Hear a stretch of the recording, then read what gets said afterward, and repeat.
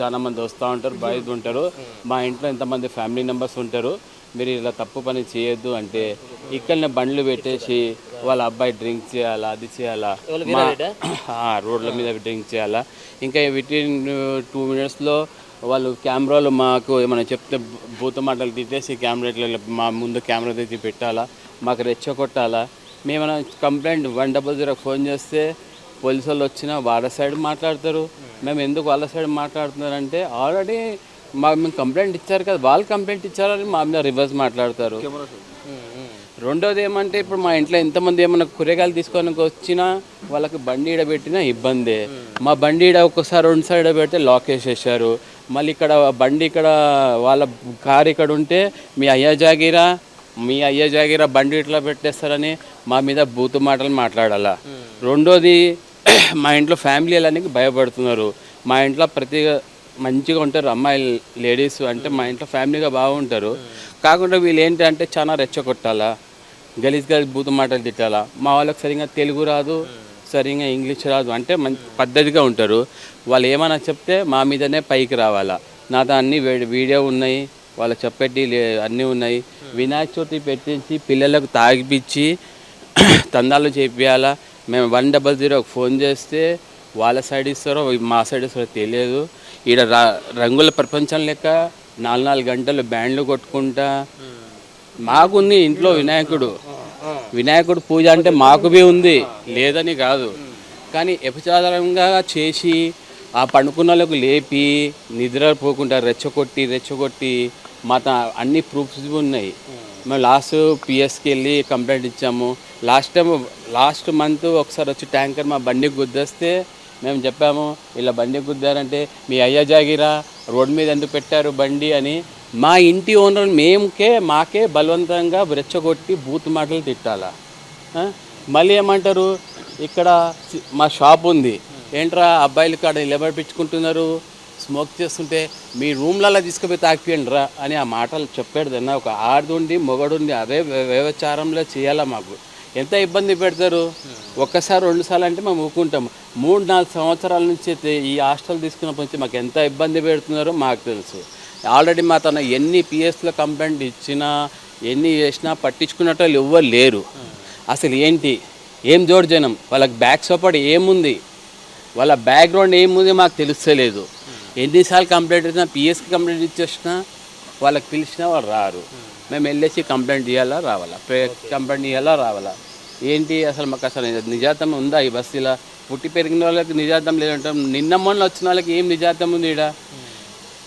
రెండోది ఇప్పుడు ఇక్కడ ఎంతోమంది కుర్రోళ్ళకు ఆడేందుకు నిల్చుని రాని వాళ్ళే కొట్టాల. ఎంతమంది కొట్టింది వీడియో వీటి ప్రూఫ్స్ ఉన్నాయి. వాళ్ళ ఇంట్లో వర్కర్ పని చేస్తే బూతు మాటలు తిట్టి మా ఇంట్లో అంతా ఇంతిస్తుంది. ఇంత లోపలిగా గట్టిగా కేకలేసి ఉర్రాల. అది మన ఎవరిచ్చారు వాళ్ళకి పర్మిషన్ అంతా? మేము అంటాము, మీరు నిజంగా ఉండండి, మీ జోలికి రాము అంటే అవే బూతు మాటలు ఎట్లా తిట్టాలో మా ఇంట్లో అంతా లేడీస్ నించొని చూస్తూ ఉంటుంటే ఇలా అబ్బాయిలు ఇలా నించొని ఇలా చూడాలా. మేమంటాం, ఎందుకు ఇలా చూస్తున్నారు అంటే, ఈ అయ్యా జాగిరా మీది, ఈ గేట్ ఓపెన్ చేసి పెట్టుకుంటారు, నేను కంప్లైంట్ ఇచ్చాను. మళ్ళీ సీసీ కెమెరాలు మా షాప్లోనే మా ఇంట్లోనే కెమెరాలు పెట్టారు. ఏం రూల్ అది? నువ్వు రోడ్డుకి పెట్టుకో, మీ ఇంట్లో పెట్టుకో, నీ ఇంట్లో మంచితనం జరుగుతుందా చెడ్డతనం జరుగుతుందా మీ ఇంట్లో పెట్టుకోవాలా. మన ఇంట్లో అలా కెమెరాలు ఎందుకు పెట్టాలా? ఇప్పుడు మేము డైరెక్షన్లో చూడండి, లోపల వెళ్ళి చూడండి కెమెరాలు ఎక్కడ ఉన్నాయి ఏంటి. వాళ్ళు బ్యాచిలర్గా ఉండి ఫ్యామిలీలో నడిపించుకున్నది ఉంటే పద్ధతిగా ఉంటే బాగుంటుంది. ఇప్పుడు ఈడ లేడుస్తున్నారు మా ఇంట్లోలే, ఈడ బ్యాచిలర్లో గేట్లు ఇప్పుకొని ఆడాలని నించుంటే ఎవరికి ఉపచారంగా అనిపిస్తుంది? ఇబ్బంది ఉంటుంది. ఎంత ఇబ్బందిగా ఉంటుంది మాకు తెలుస్తుంది. రెండోది చాలా రోడీ చేయడం. అంటే కొట్టాలా, ఎంతమంది స్టూడెంట్కి కొట్టారు, ఎన్ని ఎవిడెన్స్ ఉన్నాయి, నా తను ఎన్ని కంప్లైంట్స్ ఉన్నాయి, కావాలంటే నా ప్రూఫ్స్, మా బస్సుల ప్రూఫ్స్ అందరి ఉన్నాయి. టోటలీ మీకు ఏమేమి కావాలో అన్నీ ఉన్నాయి. నాకు ఒకటి అది కావాలా, వాళ్ళ బ్యాక్గ్రౌండ్ ఎవరు, వాళ్ళకి రెచ్చగొట్టదు ఎవరు. ఇప్పుడు ఆడ కొత్త షాప్ ఇప్పారు, ఆడ రాత్రి 1 గంట వరకు ఏం బిజినెస్ చేస్తారో తెలియదు.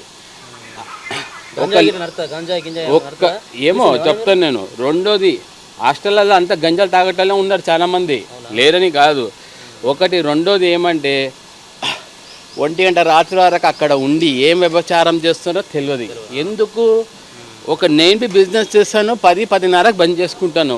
1 గంట రాత్రికి ఏ బిజినెస్ చేస్తారు? నైట్ ఎవరైనా లేడీస్ బిజినెస్ చేసినప్పుడు నైటీ మీద ఉంటారా, సారీ మీద ఉంటారా? 24 గంటలు నైటీ మీద బిజినెస్ చేసినట్టు ఉంటుంది. మాకు మంచిగా అనిపించదు. ఎందుకంటే మా ఫ్యామిలీ, మా ఇంట్లో అబ్బాయిలు ఉన్నారు, వయసున్నోళ్ళు, పెద్దలు, ఆడవాళ్ళు ఉన్నారు, మొగళ్ళు ఉన్నారు, చాలామంది ఉన్నారు. వాళ్ళు అట్లా ఎప్పుడైనా వేసుకుంటారా? మా బస్తీలో వచ్చి మాకే ఏమంటారు, తెలుగు అంత రాదు కానీ చెప్తున్నా, మాకు చెడ్డ పేరు వచ్చేస్తుంది. మాకు సిగ్గు తల దించుకొని కిందికి పోవాలనిపిస్తుంది. నేను పుట్టి నాకు 56 సంవత్సరాలు అవుతుంది, కానీ ఇది ఎవ్వరు పట్టించుకున్నట్టు ఎవ్వరు లేరు. బస్తీలో అయితే మేము అందరం చెప్తుంటే వాళ్ళకే బస్తీలకు రెచ్చగొట్టాలా, కొట్టాలా, తిట్టాలా. ప్రతి ఇంటింటికి వెళ్ళి అడగండి ఎన్ని బూతు మాటలు ఉంటాయి, ఎంతమంది కొట్టినారు, ఎంతమంది చేశారు, అందరితోని. మళ్ళీ రోడ్డుతనం వాళ్ళు చేయాలా, నలుగురు కొడుకులు తీసుకురావాలా. ఇప్పుడు రీసెంట్లీ నీళ్ళ ట్యాంకర్ వచ్చింది. లాస్ట్ టైము సీల్ చేయించాము మేము, మా బండ్లకు గుద్దేశారు. మొన్న యాక్సిడెంట్ చేసి బండికి తొక్కేశారు.